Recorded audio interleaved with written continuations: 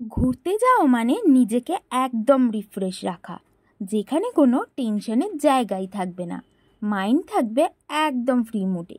তাই আজকে তোমাদের নিয়ে যাব একদম নির্জন একটা সমুদ্র সৈকতে ঘুরতে, যেখানে কোনো মানুষের ভিড় নেই, আছে শুধুমাত্র লাল কাঁকড়াদের ছুটোছুটি এবং নানা রকম জীবন্ত সামুদ্রিক প্রাণী। আর থাকার জন্য রয়েছে সোনাঝুরি গাছে ঘেরা সুন্দর একটি ক্যাম্প, যেখানে প্রকৃতির মাঝে নিশ্চিন্তে একটা দিন খুব ভালোভাবে কাটাতে পারবে। এবং তার সঙ্গে রয়েছে অর্গানিক পদ্ধতিতে চাষ করা সবজি দিয়ে 4 বেলা কবজি ডুবিয়ে খাওয়া দাওয়া। আমার যে সকল বন্ধুরা প্রথমবার আমার চ্যানেলে ভিজিট করছো তারা প্লিজ চ্যানেলটিকে সাবস্ক্রাইব করে পাশে থেকো।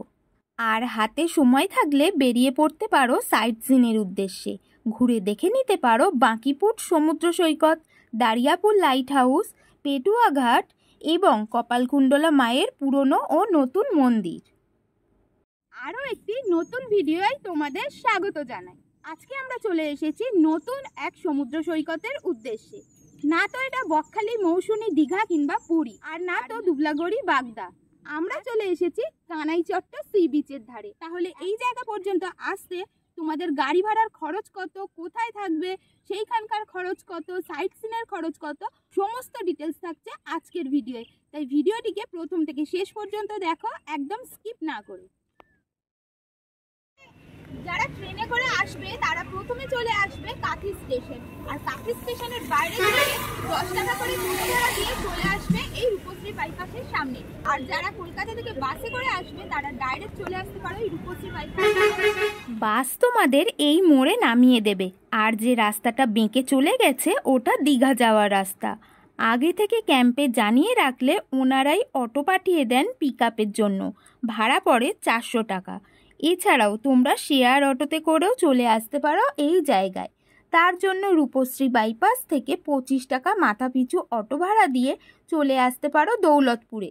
দৌলতপুর থেকে শেয়ার গাড়ি পাওয়া যায় না, তাই এখান থেকে 150 টাকা দিয়ে অটো রিজার্ভ করে সোজা চলে আসতে পারো কানাইচট্টতে। রূপশ্রী বাইপাস থেকে কানাইচট্টতে পৌঁছাতে সময় লাগে 40 মিনিটের মতো। অটো আমাদের একদম ক্যাম্পের সামনে এসে নামিয়ে দিল। দেখতেই পাচ্ছ বন্ধুরা, এই জায়গার একমাত্র ক্যাম্প, যার নাম nature stay Kanaichatta beach camp. এই যে রাস্তাটা চলে গেছে, এখান দিয়েই ক্যাম্পে পৌঁছাতে হবে।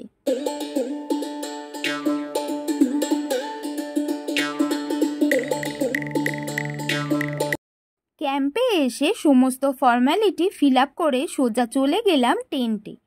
এখানে টোটাল 8টি টেন্ট রয়েছে, তার মধ্যে 2টি ফ্যামিলি টেন্ট এবং বাকি 6টি ডাবল বেডের টেন্ট। এটি হলো ফ্যামিলি টেন্ট, আর আমরা যেটাই আজকে থাকবো সেটি হলো ডাবল বেডের টেন্ট। চলো টেন্টের ভিতরটা তোমাদের একবার ঘুরিয়ে দেখিয়ে দিই। টেন্টের ভিতর রয়েছে একটি ডাবল বেড, একটি স্ট্যান্ড ফ্যান, একটি সেন্টার টেবিল এবং টেন্টের জানলাগুলি নেট দিয়ে ঘেরা রয়েছে। চলো সেটাও তোমাদের একবার দেখিয়ে দিই। এখানে কোনো পোকামাকড়, মশামাছি ঢোকার কোনো চান্স নেই। টেবিলের ওপর রয়েছে একটি জলের বোতল, 2টি কাঁচের গ্লাস, একটি আয়না, একটি গিফট পাউচ, একটি তোয়ালে, চার্জিং বোর্ড এবং গুড নাইট মেশিন। চলো গিফট পাউচে কি কি দিয়েছে একটু দেখে নিই। এখানে দিয়েছে 2টি টুথব্রাশ, একটি টুথপেস্ট, একটি সাবান ও শ্যাম্পু এবং 2টি ওয়েট টিস্যু। এখানে 8টি টেন্টের জন্য রয়েছে 2টি কমন টয়লেট। টয়লেটের বাইরের দিকে রয়েছে 2টি বেসিন, আয়না এবং একটি ডাস্টবিন। চলো টয়লেটের ভিতরটাও একবার দেখে নিই। টয়লেটের ভেতরটা মোটামুটি পরিষ্কার পরিচ্ছন্ন এবং ওয়েস্টার্ন টয়লেট। এখানে কোনো গিজারের সুব্যবস্থা নেই। টেন্টে আসতেই আমাদের হাতে চলে এলো ওয়েলকাম ড্রিঙ্ক। এটি হলো স্কোয়াশ এবং বাতাসা মিশ্রিত একটি শরবত। তো আমরা এখন ক্যাম্পে এসে পৌঁছে গেছি, তোমাদের দেখিয়েওছি ক্যাম্পের টেন্টগুলো কীরকম। এবারে ফ্রেশ হয়ে রেডি হয়ে চলে এসেছি লাঞ্চ করার জন্য। চলো লাঞ্চে কি কি থাকছে আজকে সেটাও তোমাদের সঙ্গে শেয়ার করে ফেলি। এই ঘরটি হলো এখানকার ডাইনিং এরিয়া। খুব সুন্দরভাবে তৈরি করা হয়েছে। ভিতরে অনেকগুলি সিটিং অ্যারেঞ্জমেন্ট করা রয়েছে। প্রত্যেকটি টেবিলের ওপরে সিলিং ফ্যান ও লাইটের সুব্যবস্থা রয়েছে।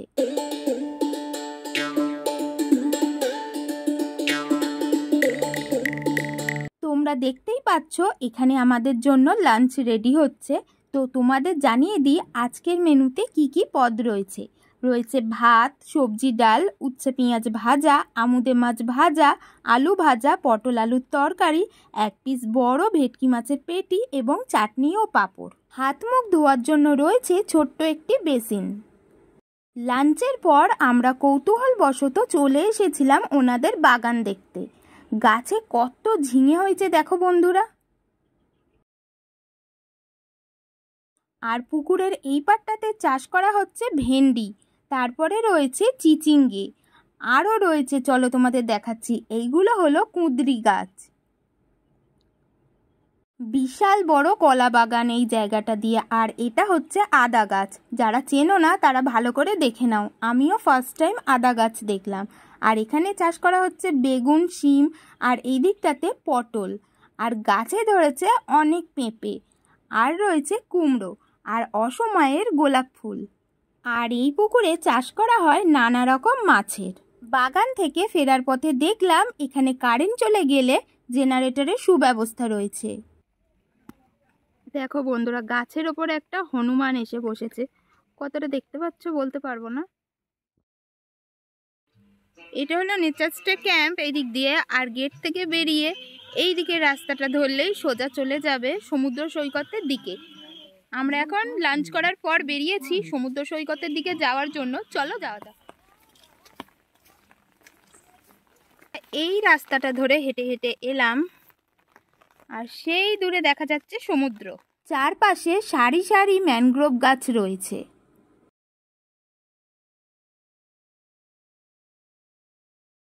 এখন যেহেতু ভাটা চলছে সেই কারণে সমুদ্রের জল অনেক দূর পর্যন্ত চলে গেছে। যারা শহরের কোলাহল ছেড়ে নিরিবিলিতে একটা দিন কাটাতে চাও, কিংবা যারা নতুন নতুন জায়গা এক্সপ্লোর করতে ভালোবাসো, তারা একবার এই কানাইচট্ট সি বিচ থেকে ঘুরে যেও। কথা দিলাম এখানকার পরিবেশ তোমাদের ভালো লাগতে বাধ্য। দীঘা, বকখালি, পুরীতে এখন আর সামুদ্রিক প্রাণী দেখা যায় না বললেই চলে। ভালো লাগলো এখানকার জীবন্ত সামুদ্রিক জীবগুলো দেখে। সি বিচের ধারটা বেশ পরিষ্কার পরিচ্ছন্ন।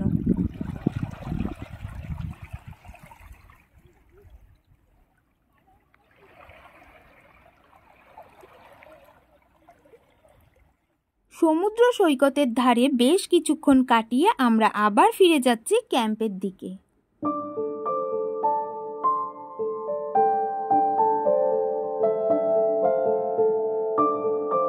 ক্যাম্পের সন্ধেবেলার অ্যাম্বিয়েন্সটা দেখো বন্ধুরা, দারুণ লাগছে। আর এখানের প্রতিটি টেন্টের মধ্যেই ট্যুরিস্টরা রয়েছেন।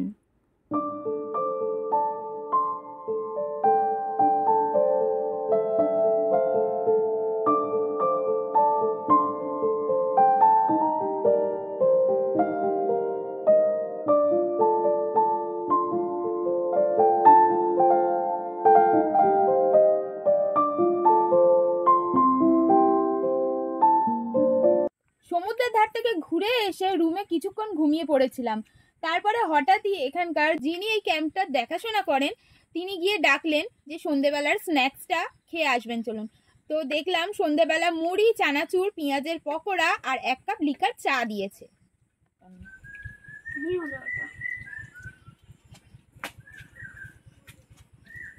কিছুক্ষণ পরেই শুরু হয়ে গেছে চিকেন বারবিকিউ। ক্যাম্প ফায়ারেরও সুব্যবস্থা রয়েছে এই ক্যাম্পে, তার জন্য আলাদা 500 টাকা পে করতে হয়।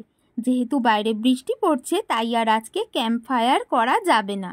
নেচারস্টে কানাইচট্ট বিচ ক্যাম্পটিতে ঘুরতে আসার আগে স্ক্রিনে দেওয়া নাম্বারে ফোন করে বুকিং করে আসবে, তাহলে এখানকার ওনার সমস্ত ডিটেলস তোমাদের হোয়াটসঅ্যাপে জানিয়ে দেবেন এবং তোমাদেরও বুঝতে সুবিধা হবে। এছাড়াও এই ভিডিওর ডেসক্রিপশনে সমস্ত ডিটেলস দিয়ে দিলাম। ইভিনিং স্ন্যাক্স খাওয়ার পর আমরা নিয়ে নিয়েছি বারবিকিউ চিকেন। আর এই বারবিকিউ চিকেনের 1 কেজির দাম 600 টাকা আর হাফ কেজির দাম 300 টাকা। তো আমরা হাফ কেজি নিয়েছি। ডিনারে দুটো অপশানই রয়েছে, ভাত না হলে রুটি। যা খাবে দুপুরে লাঞ্চের পরে জানিয়ে দেবে। মেনুতে ছিল ভাত বা রুটি, আলু ভাজা, ডাল, ঝিঙে আলুর তরকারি এবং দেশি মুরগি কষা। রাত এখন 10টা বেজে গেছে আর আমাদের ডিনারও কমপ্লিট হয়ে গেছে, সেটাও তোমাদের সঙ্গে শেয়ার করেছি। ভিডিওর মধ্যে অনেক তথ্য এখনো দেওয়ার জন্য বাকি রয়েছে। আপাতত রাত্রির বেলা এখন আমরা ঘুমিয়ে পড়বো। কালকে সকালবেলা তোমাদের সঙ্গে দেখা হচ্ছে। আপাতত আজকের জন্য গুড নাইট। সুপ্রভাত বন্ধুরা। সকালবেলা ফ্রেশ হয়ে চা বিস্কুট খাওয়ার পর আবার চলে গেছিলাম সমুদ্র সৈকতের দিকে। এইখানে শুনলাম এই মুহূর্তে ভাটা চলছে এবং কিছুক্ষণ পরেই দেখা যাবে প্রচুর লাল কাঁকড়া। কানাই চট্টতে যখন ঘুরতে আসবে তখন একটা কথা মাথায় রাখবে, এখানকার সমুদ্রের জল জোয়ার ভাটার ওপর নির্ভর করে এগিয়ে আসে ও পিছিয়ে যায়।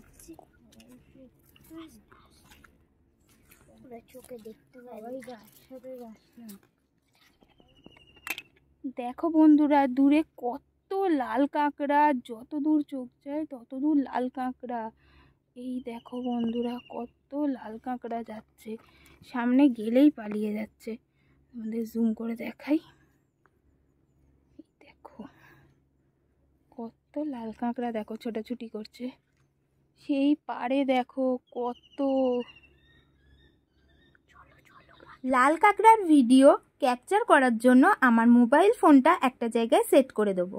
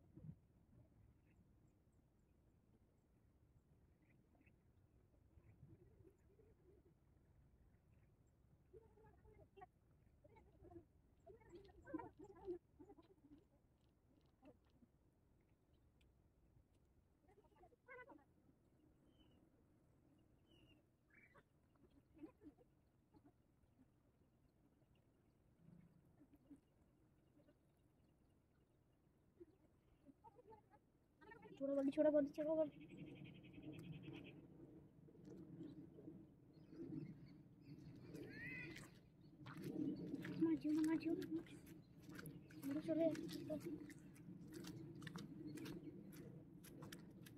দেখো বন্ধুরা কত তাড়াতাড়ি পালিয়ে যাচ্ছে লাল কাঁকড়াগুলো। বন্ধুরা দূরে পুরো লাল হয়ে গেছে, ক্যামেরায় কতটা বোঝা যাচ্ছে বলতে পারবো না, কিন্তু প্রচুর লাল কাঁকড়া দেখো লাইন দিয়ে দিয়ে যাচ্ছে, প্রচুর লাল কাঁকড়া।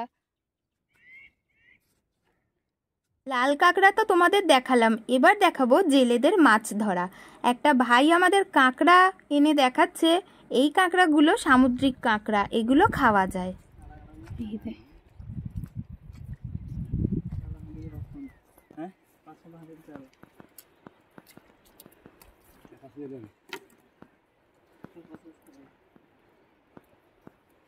এগুলো কি মাছ?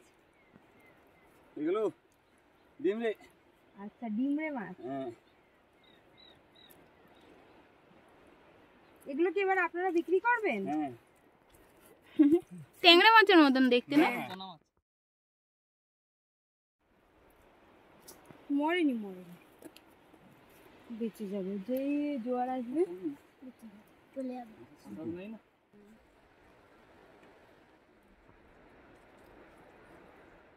ধীরে ধীরে সমুদ্রের জল বাড়তে শুরু করেছে, অর্থাৎ আস্তে আস্তে জোয়ার আসছে। এখন আমরা ফিরে যাচ্ছি ক্যাম্পে, তবে আরও একবার সমুদ্রের ধারে নিশ্চয়ই আসবো। সি বিচ থেকে তো প্রচুর লাল কাঁকড়া দেখলাম আর তোমাদের সঙ্গেও শেয়ার করলাম।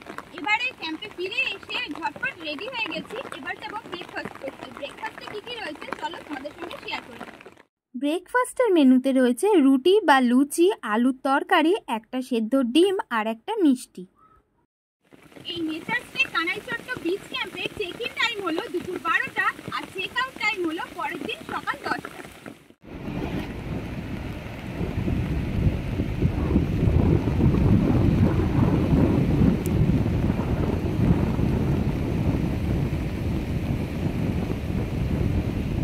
ক্যাম্প থেকে সমুদ্রের দূরত্ব হাঁটা পথে 5 মিনিট। ক্যাম্পে চেক আউট করে আবারও চলে এসেছি সমুদ্রের ধারে। এসে দেখি জোয়ারের জল একদম কাছে চলে এসেছে, সঙ্গে হালকা হালকা বৃষ্টিও পড়ছে। দূরে কতগুলো ট্রলার দেখা যাচ্ছে, যেগুলো এখন মাছ ধরার জন্য সমুদ্রে নেমেছে। আমাদের অটোও চলে এসেছে। এবারে আমরা ক্যাম্পকে ও সি বিচকে টাটা বাই বাই বলে বৃষ্টি মাথায় নিয়েই বেরিয়ে পড়লাম সাইট সিনের উদ্দেশ্যে। চেক আউটের দিন তোমরা যদি মনে করো লাঞ্চটা এখান থেকে করে তারপর রওনা দেবে, তাহলে এক্সট্রা 300 টাকা পার পারসন পে করতে হবে। আজকে সাইট সিনের আমাদের প্রথম গন্তব্য হলো পাখিপুর সি বিচ। এখন যেহেতু জোয়ার চলছে তাই সমুদ্রের জল অনেক দূর এগিয়ে এসেছে। যখন ভাটা থাকে তখন এই সিঁড়িগুলো দিয়ে নেমে সি বিচের ধারে ঘোরাফেরা করা যায়।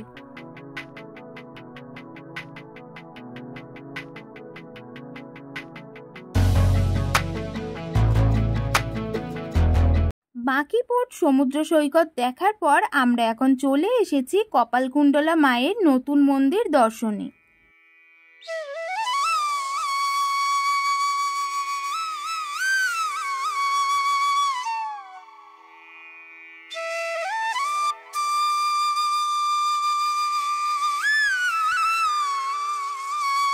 কপালকুণ্ডলা মায়ের মন্দির দর্শন করার পর চলে এসেছি বাবা সিদ্ধেশ্বর মন্দিরে।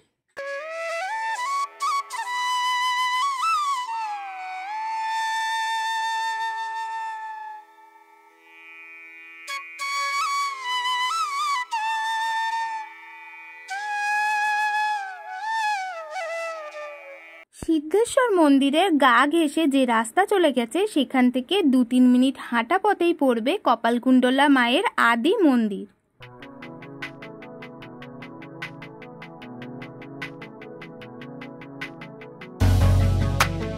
তোমাদের সঙ্গে তো আগে শেয়ার করলাম কপালকুণ্ডলা মায়ের নতুন মন্দির, আর এখন এই মুহূর্তে আমি দাঁড়িয়ে রয়েছি কপালকুণ্ডলা মায়ের আদি মন্দিরে। আর এই মন্দির সম্পর্কে অনেক পৌরাণিক কাহিনী রয়েছে, জেনে নেব এই কাকুর থেকে। আচ্ছা, এটাই হচ্ছে আদি পুরাতন মন্দির। এইখানেই সাগর সঙ্গম, যে নবকুমার ধরা পড়েছিল এইখানে সাগর সঙ্গম, নবকুমার সাগর গেছিল, সাগর থেকে যখন ফিরে এলো ঘাটে নৌকো ফিরল, বেরার পরে রান্না হবে, জারণ নেই, তখন নবকুমার গেল জারণ আনতে গিয়ে নবকুমার আর ফিরলো না। নৌকোর লোক ভাবলো একে বাঘে খেয়ে গেল। একে কিন্তু বাঘে খায়নি, ফিরে এসেছিল, ফিরে এসে দেখে নৌকো ছেড়ে চলে গেছি। তখন সে আবার জঙ্গলের মধ্যে ফিরে গেল। ফিরে যাওয়ার পরেই সে কাপালিকের হাতে ধরা পড়ে যায়। কাপালিকটাকে নিয়ে এসেছিল বলি দেওয়ার জন্য, কিন্তু কাপালিকের যে পালিত কন্যা কপালকুণ্ডলা, সে মেয়েটা ভাবলো এই যুবককে রাত্রিতে বলি দিয়ে দিবে, তখন সে তাকে নিয়ে পালিয়ে গেল। সেই সময় বঙ্কিমচন্দ্র চট্টোপাধ্যায় ম্যাজিস্ট্রেট হয়ে কাঁথি প্রথম এসেছিলেন, সে দেখে ইতিহাসটা তিনি এইখানেই লিখেছিলেন। আর এইখানেই কপালকুণ্ডলা বই সিনেমা হচ্ছে, এইখানেই রঞ্জিত মল্লিক মৌমা, অজিতেশ বন্দ্যোপাধ্যায় এইখানেই শুটিং করেছিল। মন্দিরটা আছে পুরো নদীর পাশে, নদী কিন্তু এখানে নেই, অনেক দূরে চলে গেছে, তারপরে ঘরবাড়ি হয়ে গেছে। আর এইখানে কপালকুণ্ডলা বই সিনেমা হচ্ছে, এই রঞ্জিত মল্লিক মৌমা, অজিতেশ বন্দ্যোপাধ্যায়। তবে আমি একটা জিনিস তোমাদের দেখাবো, যে নবকুমার কোথায় বাঁধা ছিল, কোন পর্যায়ে বেরিয়ে গেছে, ভিডিওটা আমি দেখাবো। ঠিক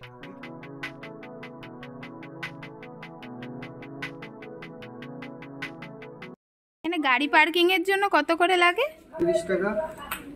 এখন আমরা চলে এসেছি পেটুয়া ঘাটের কাছে।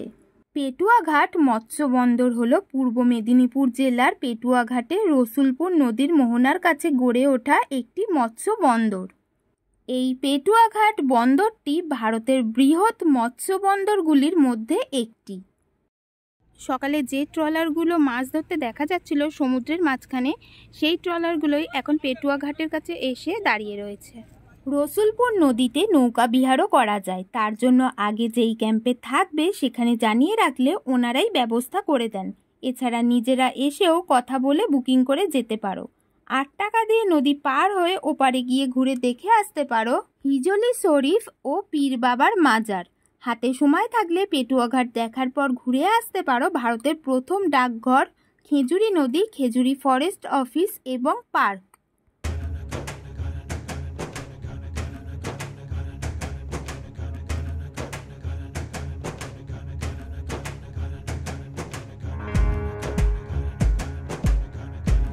এখন আমরা এসে পৌঁছেছি দারিয়াপুর লাইট হাউসের কাছে।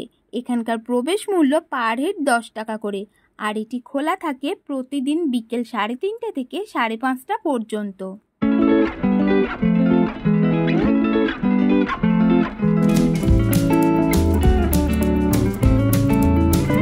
এই মুহূর্তে আমি চলে এসেছি পেটুয়া ঘাট থেকে প্রায় 1.5 কিলোমিটার দূরে অবস্থিত দরিয়াপুরের লাইট হাউসের কাছে। চলো লাইট হাউসের উপরে উঠবো এবং উপরে উঠে সমস্ত শহরের ভিউটা তোমাদের সঙ্গে শেয়ার করবো।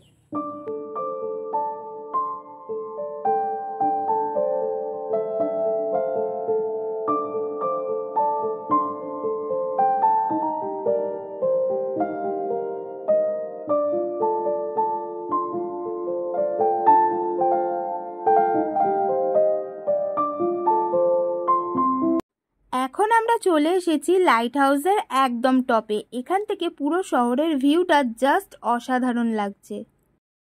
আজকের ভিডিওটা আমি এখানেই শেষ করছি। আজকের ভিডিওটা দেখতে যদি তোমাদের একটুও ভালো লেগে থাকে তাহলে ভিডিওটিকে লাইক করার পাশাপাশি চ্যানেলটিকেও সাবস্ক্রাইব করে দিতে একেবারেই ভুলো না।